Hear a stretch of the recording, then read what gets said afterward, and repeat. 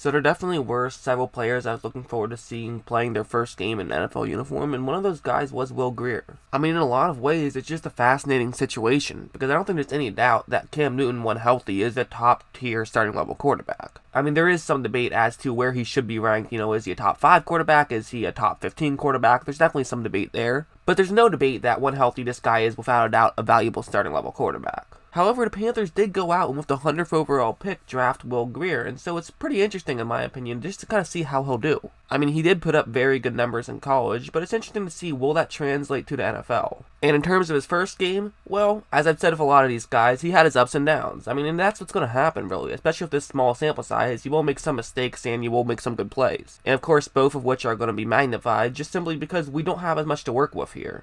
As I keep saying in all these videos, it is just a preseason. Don't take too much into it, but it is kind of fun just to break down and see how they did in the first preseason game. But anyways, let's just get things started with this one. Basically, the way it's going to work is it's going to just be a screen pass. Carolina's going to send their tight end and wide receiver just to go out to block those two defenders who are right over there. And they'll also move their center up to make sure that he's blocking the middle linebacker. And then they can simply just send their halfback over to the bottom half of the screen. And if everyone can make their blocks, he could be off for a ton of yards. And once the ball is snapped, well, something interesting is going to happen. As you see right now, that's not exactly perfect quarterback form, but there's a reason why he can't exactly have perfect quarterback form. It's because there's a Bear and Panther who are right in his way of trying to get to the halfback. As you see, it kind of creates a perfect line. So if he's trying to get it to the halfback, he's going to have to get it over his offensive lineman. So he does kind of have to throw it, with his arm very high up to try to make this throw. And he's also jumping a little bit. He's trying to get it over the top and also be able to get it to the halfback. He is only 6'2", a little bit on the short side for quarterbacks, although not too short. Really ideal, I think 6'4" is what you would like to see. 6'2", a little bit on the short side, but definitely still in that range of okay quarterback size in my opinion. But because he's jumping over and trying to make that throw, we're going to actually miss this throw. It's something that while watching live makes it seem like it's just a terrible play and he just completely screwed up. But actually when playing it out, it's actually a tough play for him to make. That is kind of one of those things where, people talk about Kyler Murray and so much has been made about his height, but there are some impacts to it. It definitely does have an advantage being a little bit taller. But also it would have just had an advantage if, he was able to make that throw. I mean, again, I get it, it's a tough throw, but it also would have been nice if he made it. You definitely don't want to see guys be missing throws like that, especially your rookie quarterback, but at the end of the day, it's not a disaster by any means, and it is kind of a tough play.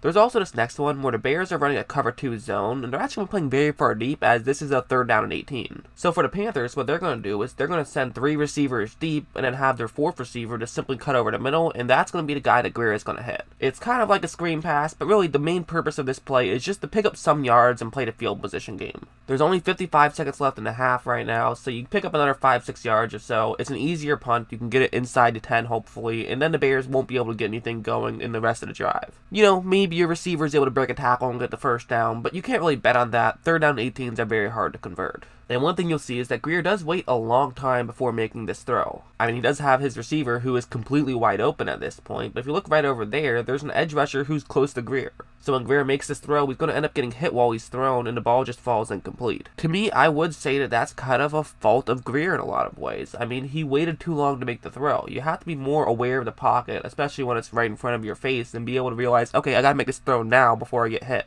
I know that he wanted to wait as long as possible because you do want to get the defenders as far deep down the field as possible before hitting the receiver, and hopefully he'll be able to pick up as many yards as possible. But first things first, you got to get the ball to the receivers. So is that kind of a nitpick? Yeah, it's kind of a nitpick, but just a little small thing that Grier probably should work on a little bit, and something he probably will work on once he plays more games in the NFL. It's not a big deal, and I should mention that Grier also had some plays where he did a very good job despite having pressure in his face. Like if you take a look at this one, here's how it's going to work for Carolina. First, they'll have a receiver just run a go route deep down the screen, and they're also going to have another receiver run a crossing route over to the top half of the screen. So basically, one thing this can do is kind of clear out that middle of the field in a lot of ways. So with the Bears who are playing zone in the middle of the field, they will go a lot further deep to make sure they're covering up those 2 Carolina Panthers while they're running their routes. So then for Carolina, they can simply just send their halfback right over there, and in theory, that place should be pretty open. There should be no Chicago players in the area, and Grier should be pretty easily able to make that throw, especially because it's only going to be 7 or 8 yards away from where Grier is standing. But as you see, once this ball is snapped, I mean, yep, the halfback is easily open. They can easily pick up a few yards with this play.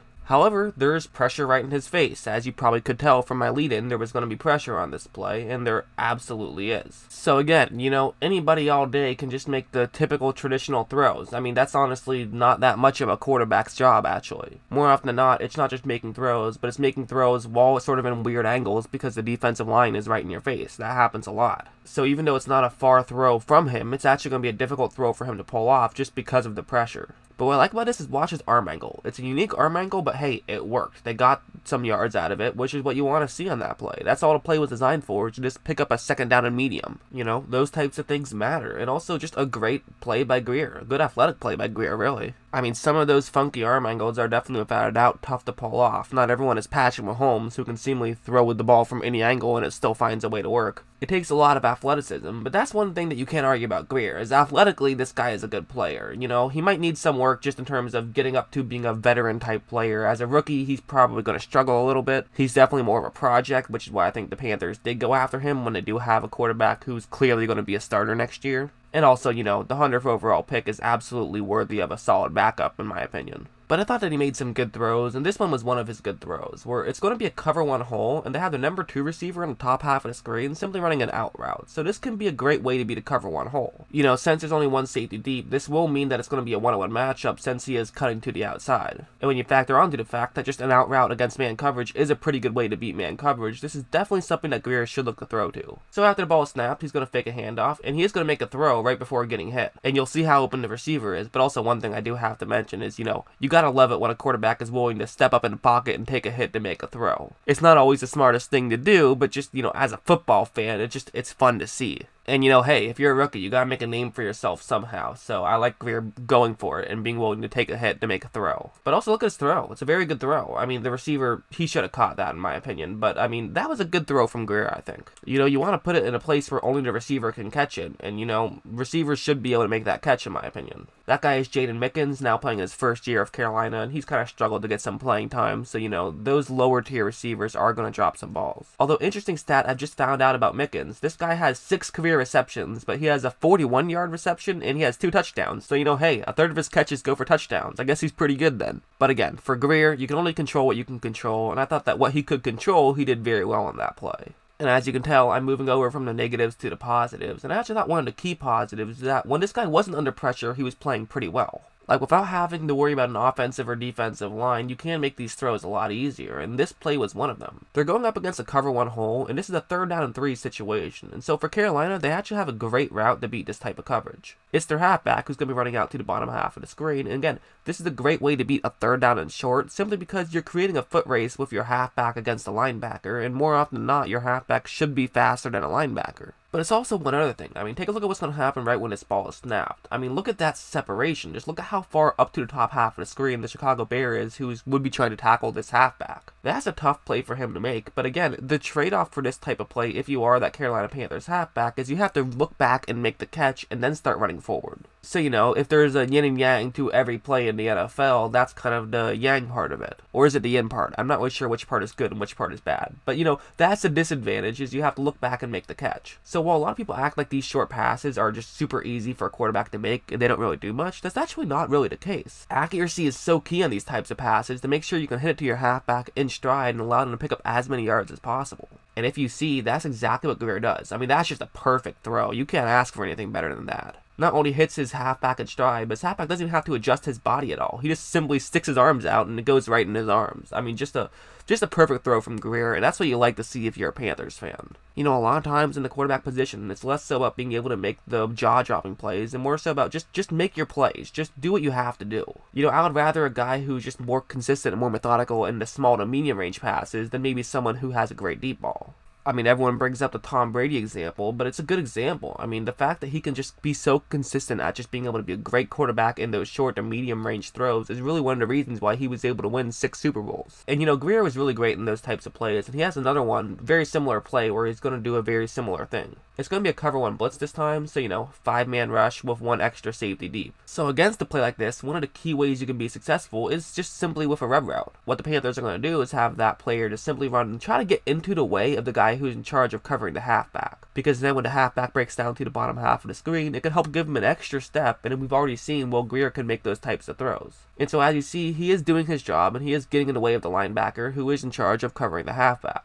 You know, it kind of creates a similar dynamic to a pick and basketball in a lot of ways, where, you know, you typically just have to switch, otherwise you're just going to end up getting 2 guys on one guy and nobody on the other one.